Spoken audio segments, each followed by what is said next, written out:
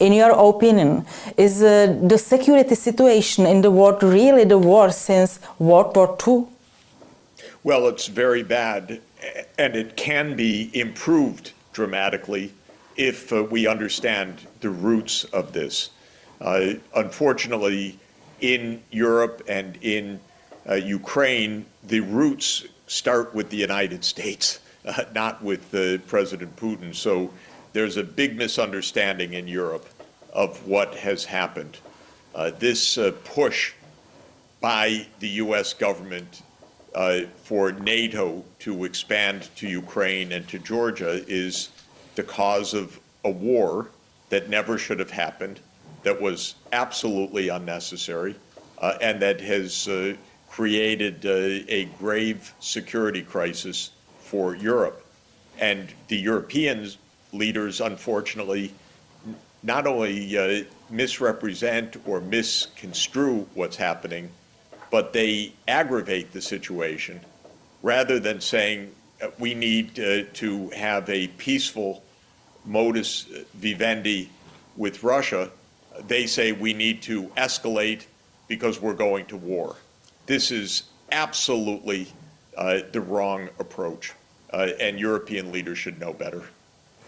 You characterize current Europe as becoming too dependent on the United States and simply following Washington's lead.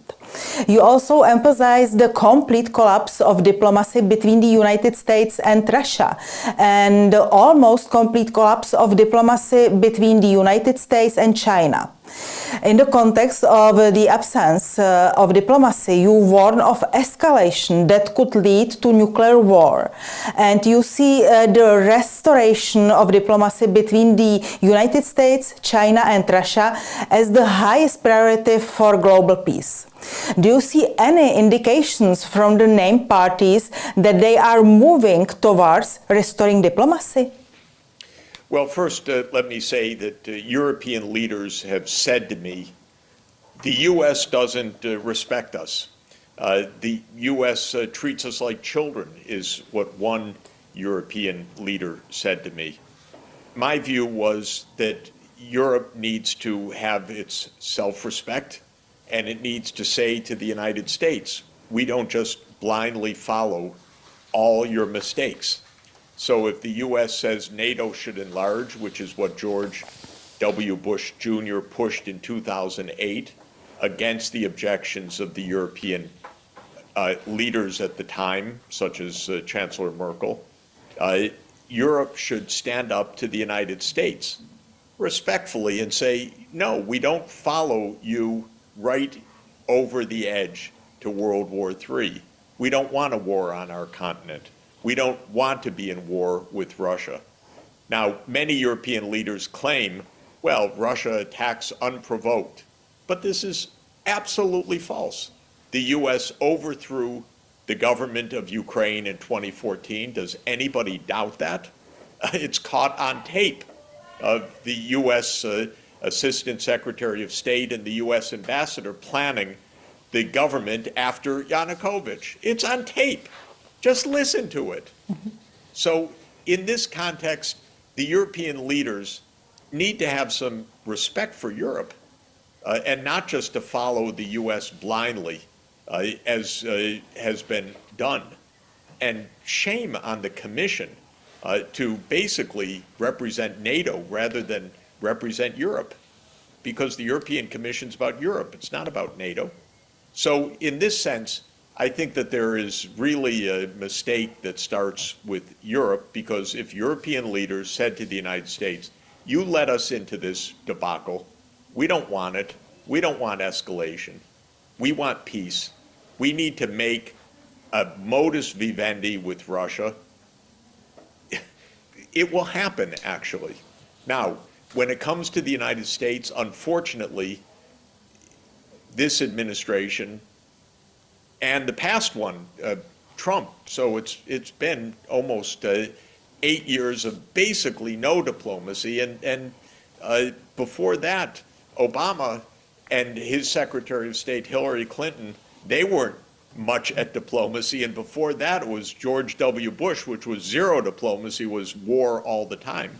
So we've been basically almost a quarter century now in the U.S. with no diplomacy. Actually, I can even take it back, because where was the diplomacy in 1999 when Bill Clinton bombed Belgrade for 78 days? Can you imagine the United States bombing Belgrade for 78 days?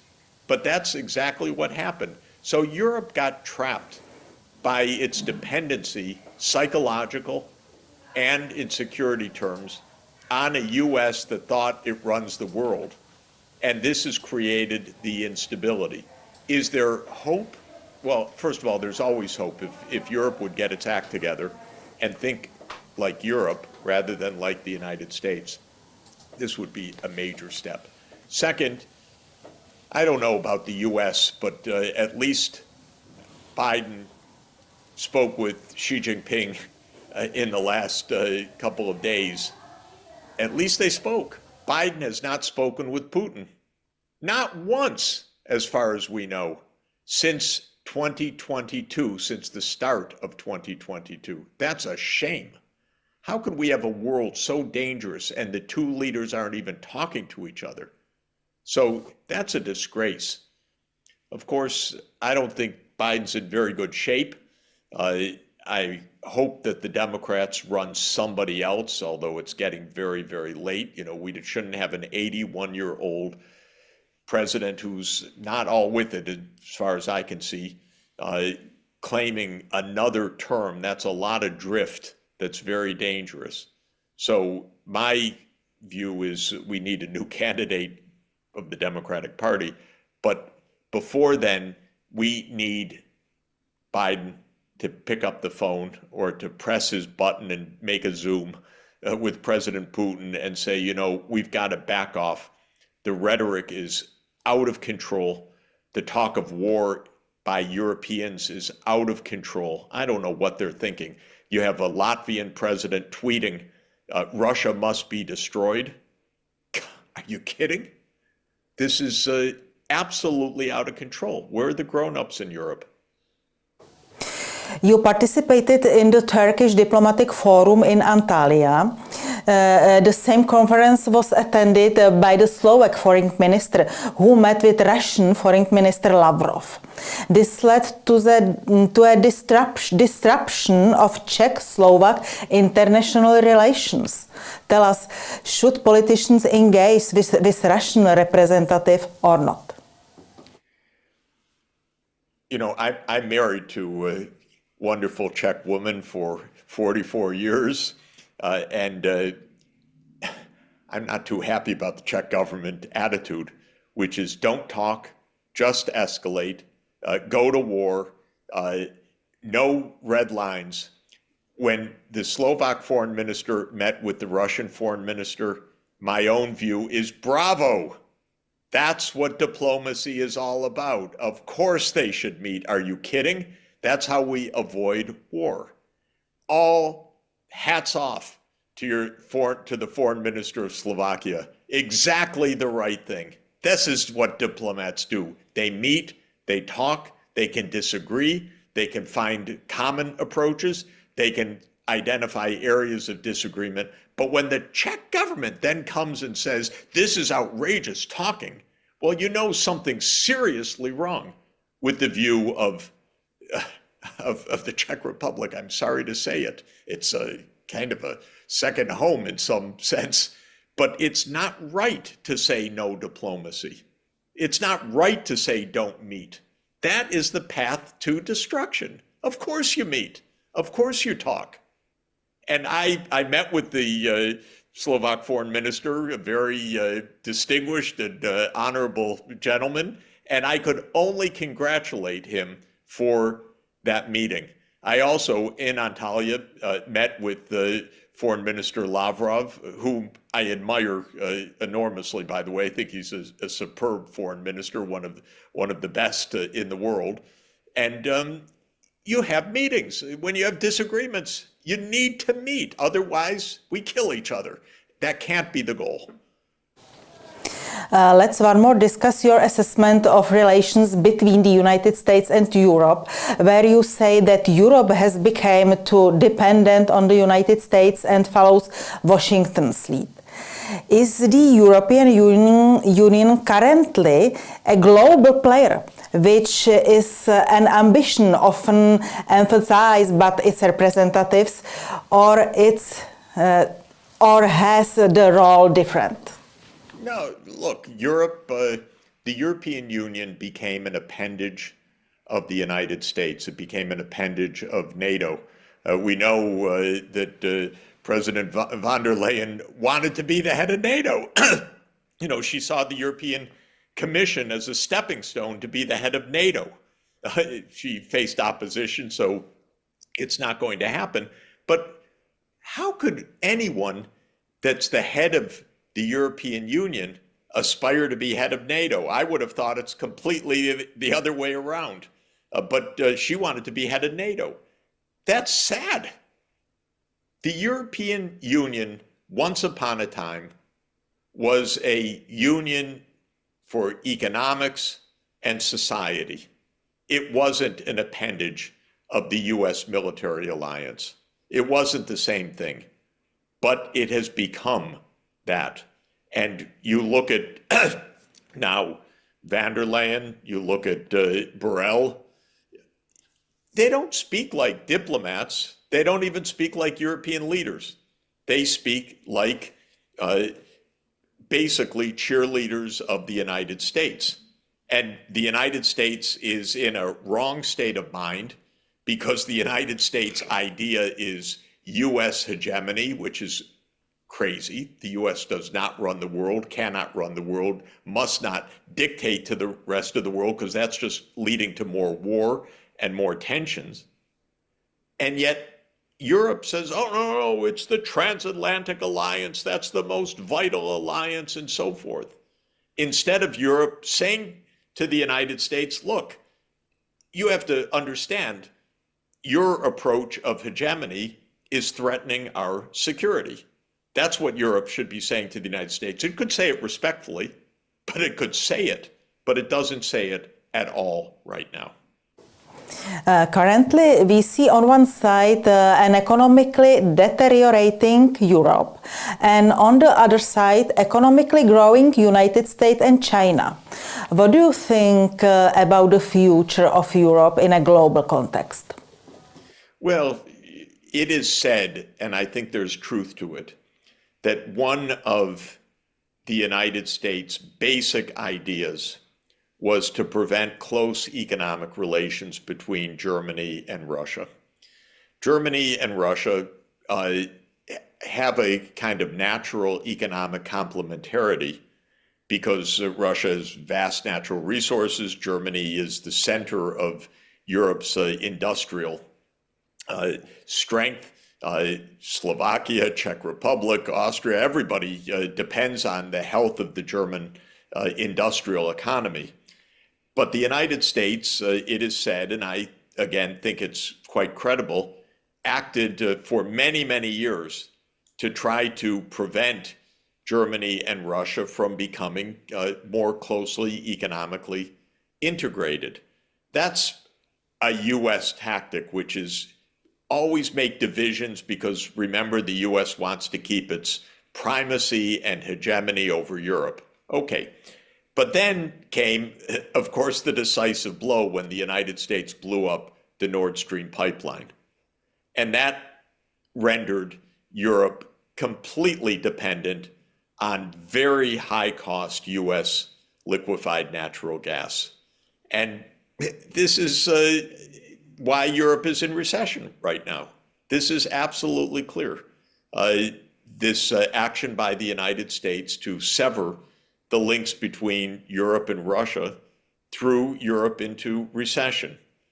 By the way, I don't think the situation in the United States is all that good. For the moment, the U.S. economy macroeconomically is okay, but our social divisions, our collapse of order in the U.S., our miserable politics is not very good. So I don't think that it's a matter to celebrate the U.S. economy. But what I would say is that all of this horrible distraction of war is leading to economic decline, worsening living standards, worsening social conditions, and of course, growing danger of an expanded war.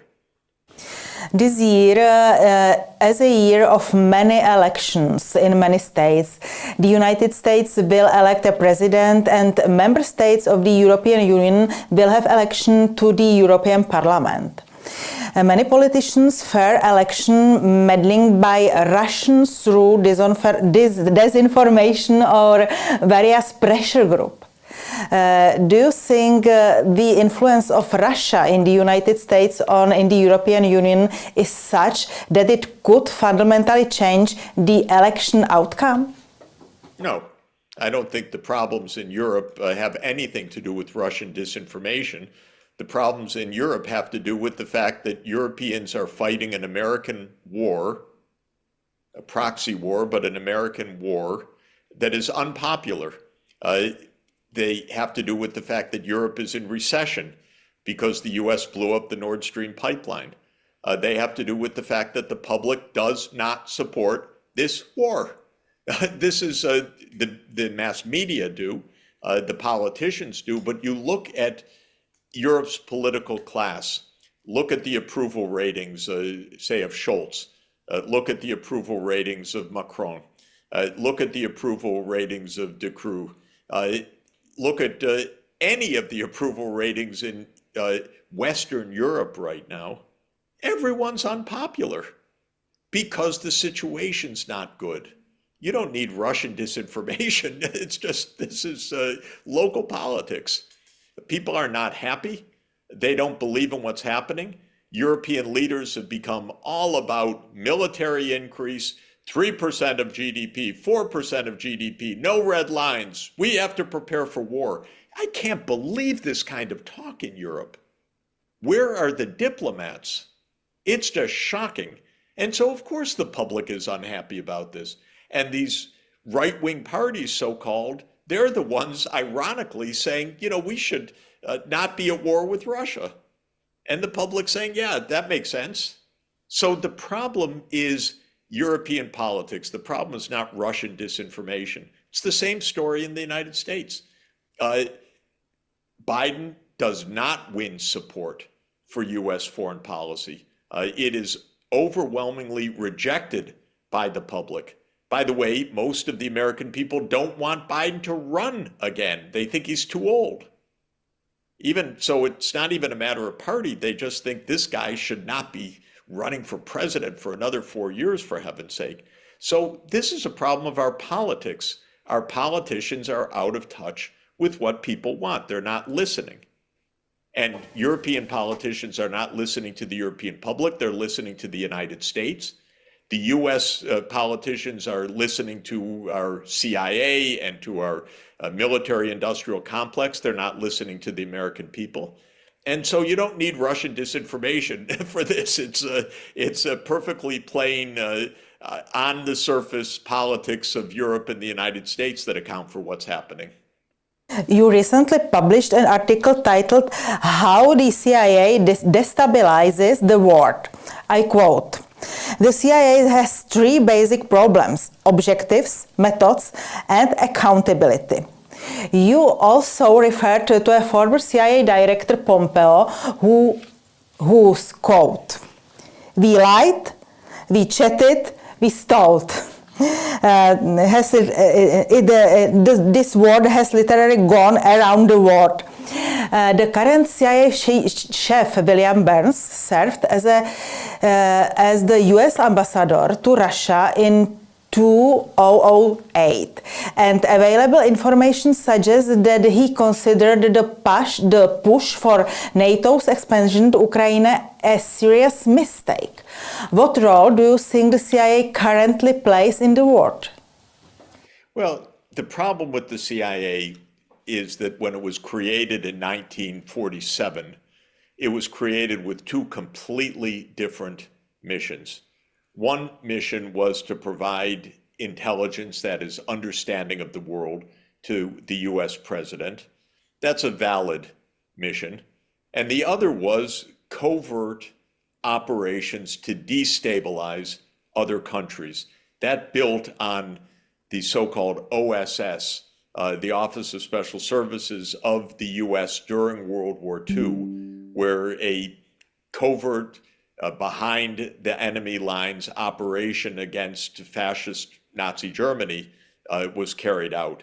But idea, that approach of covert behind the enemy lines operations was instituted in the National Security Act of 1947. So the CIA was created with two completely different purposes. One, an intelligence agency. The second, a covert operations private army for the US president. That second activity has done untold damage for decades. The CIA assassinated leaders. The CIA has overthrown many, many governments. The CIA destabilizes governments. The CIA participated in the coup against Viktor Yanukovych in Ukraine in February 2014, which is one of the reasons for this war in Ukraine. The problem is it's covert, meaning not that it's not known because you can figure out things, but it's denied. It's based on lies. If I say these things, the mainstream media say, Professor Sachs is telling lies, he's engaging in conspiracy theories and so on, where basically I'm explaining what happens, but because it's covert, well, then you can deny anything in the US government. And that is very destabilizing. Other countries don't like to have their governments overthrown by the US. The US has engaged in dozens and dozens and dozens of regime change operations.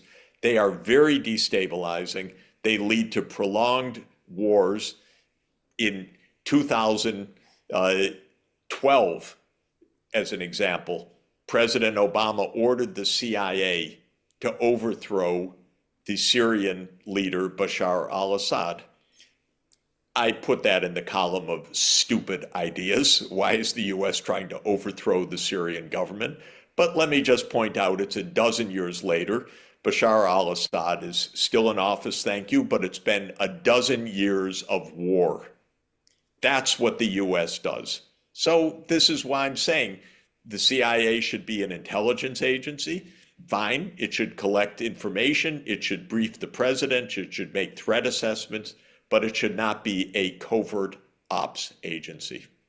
My last question. What role does the CIA play in the conflict in Ukraine and in its potential resolution now? You know, we had a story in the New York Times that after the coup, the CIA set up several operations across Ukraine, that it's been heavily involved with the Ukrainian government. This is in the New York Times, which is an inside job of the US government, basically. So we were told that the CIA is extremely active. Do you think they explain it to us? Not exactly. Do you think that the Congress oversees this? Not at all. So to answer your question, we can't answer the question exactly. We know it's there. We even have it now, quote, documented by the New York Times itself, which receives information directly from the CIA and from the US government. So yes, of course, they're very active. But what are they doing? We don't know. That's a big part of the problem.